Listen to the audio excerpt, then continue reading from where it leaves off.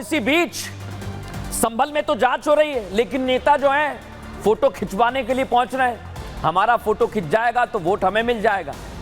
और इसी जद्दोजहद में आज राहुल गांधी भी पहुंचे दर्शकों, लेकिन राहुल गांधी के साथ कांग्रेस कार्यकर्ता मौजूद थे। उन्होंने क्या किया है आज एक एक चीज आपको बताने वाला हूं। संभल को लेकर सियासत अब चरम पर पहुंच गई है दर्शकों, चरम पर पहुंच गई है। और इधर कुछ सियासतदान हैं जो संभल हिंसा पर अपनी अपनी राजनीतिक रोटी सेक रहे हैं, अपनी राजनीति सेट कर रहे हैं। और दो लड़कों की जोड़ी भी इसमें आगे है।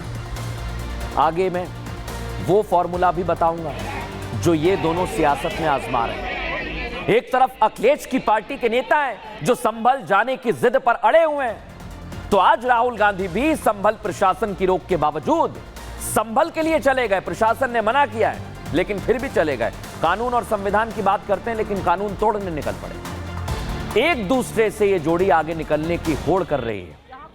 पहले आपको बताता हूं, समझाता हूं, फिर बताऊंगा इसकी वजह क्या है दर्शकों। लेकिन पहले ये कैसे एक दूसरे से आगे निकलना चाहते हैं दर्शकों, कैसे होड़ मची हुई, आइए जरा आपको दिखाता हूं। ये आप देखिए, संभल दौरे के लिए समाजवादी पार्टी का 15 सदस्यीय प्रतिनिधि मंडल बन गया। एक तरफ राहुल गांधी है, दूसरी तरफ अखिलेश यादव। माता प्रसाद पांडे की अगुवाई में प्रतिनिधि मंडल बना दिया कि जाइए। लाल बिहारी यादव, श्याम लाल को भी उसमें शामिल किया गया। जियाउर रहमान बर्क, इकरा हसन खुद वहां पर पहुंचे। लेकिन वापस अब कांग्रेस के नेता भी संभल में घुसपैठ कर चुके हैं। हमने कल आपको दिखाया था। अब यूपी कांग्रेस महासचिव सचिन चौधरी और रिजवान कुरैशी पहुंचे और उन्होंने कह दिया राहुल गांधी आप भी आइए। राष्ट्रीय सचिव प्रदीप भी उनके साथ मौजूद थे और फिर राहुल गांधी भी चल पड़े। आज राहुल गांधी और प्रियंका गांधी संभल के लिए निकले। गाजीपुर बॉर्डर पर राहुल को रोकने के लिए पुलिस मौजूद थी। खूब बवाल हुआ। राहुल गांधी संभल नहीं जा पाए, उल्टे पांव वापस आना पड़ा। लेकिन दोनों पार्टी एक एक करके आगे जाने में लगी हुई। लेकिन आप सोचिए दर्शक कि एक एक करके दोनों पार्टी आखिर क्यों होड़ में लगी हुई। राहुल गांधी, प्रियंका गांधी आज जब पहुंचे थे उसकी तस्वीर भी देख लीजिए दर्शक। अपने आवास से संभल के नहीं निकले और दिल्ली गाजीपुर बॉर्डर के आगे नहीं बढ़ पाए। लेकिन क्या हंगामा हो रहा है देखिए, लोगों को बहुत परेशानी हुई। NH-24 पर राहुल गांधी के काफिले को रोक लिया गया। राहुल के साथ सैकड़ों कार्यकर्ता थे, देखिए पूरा ड्रामा चलता रहा दिन भर। लेकिन दिल्ली यूपी बॉर्डर से पुलिस ने राहुल प्रियंका को आगे बढ़ने नहीं दिया। एक तरफ पुलिस थी तो दूसरी तरफ राहुल गांधी, वो भी संभल जाने की जिद पर अड़े रहे। वहां भी संविधान दिखाने लगे। संविधान कानून की बात कर रहे हैं लेकिन कानून तोड़ने जा रहे हैं। मना किया है पुलिस ने, प्रशासन ने, मत आइए आप। अभी शांत है संभल, कहीं भी आने जाने की आजादी की दुहाई दे रहे हैं। लेकिन पुलिस ने भी उन्हें बता दिया कि वो उसी संविधान के नियमों का पालन कर रही है और राहुल गांधी आप उल्लंघन कर रहे हैं। क्योंकि संभल प्रशासन कह चुका है 10 दिसंबर तक किसी भी सियासी पार्टी के नेता को वहां पर जाने नहीं दिया जाएगा। करीब 2 घंटे तक ये ड्रामा चला हाईवे पर, ये पूरा सियासी ड्रामा जो आपको दिखा रहा हूं। राहुल जानते थे कि उन्हें संभल जाने नहीं दिया जाएगा। रोकने के लिए 4 जिलों को निर्देश थे, लेकिन फिर भी पहुंचे। क्यों पहुंचे? सियासत।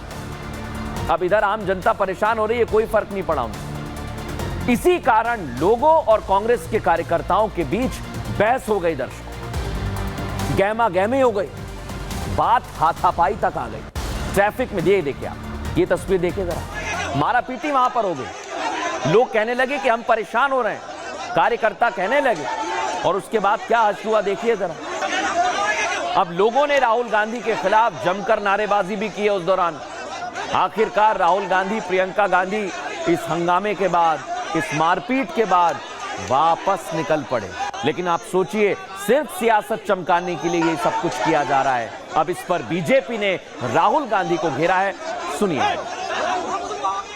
इंडी गठबंधन को साथ न रख पाने की छटपटाहट में यह कार्य किया है। दोनों पार्टियों के बीच में देखिए कितना बेहतरीन द्वंद्व चल रहा है कि जहां समाजवादी पार्टी ने जब अपना विषय ही चेंज कर दिया, तो कांग्रेस पार्टी को मजबूरन उसी दिशा में जाना पड़ा। शायद कांग्रेस को लगा होगा कि सपा ने हमसे ज्यादा माइलेज ले लिया है। ये राहुल गांधी नौटंकीबाज हैं, नौटंकी करने गए थे और उनको मालूम अगर एलओपी हो करके अगर कोई कानून को तोड़े, कहीं 144 लगा रहे और कहे मैं जाऊंगा एलओपी, तो क्या होगा। और दुर्भाग्य है इस देश का कि एलओपी कानून को तोड़ना चाहता। एक तरफ समाजवादी पार्टी, दूसरी तरफ राहुल गांधी, दोनों संभल जाना चाहते हैं। लेकिन क्यों जाना चाहते हैं, इसके पीछे की वजह है 2027 और एम फैक्टर यानी मुस्लिम वोट बैंक का। रिपोर्ट में समझाता हूं।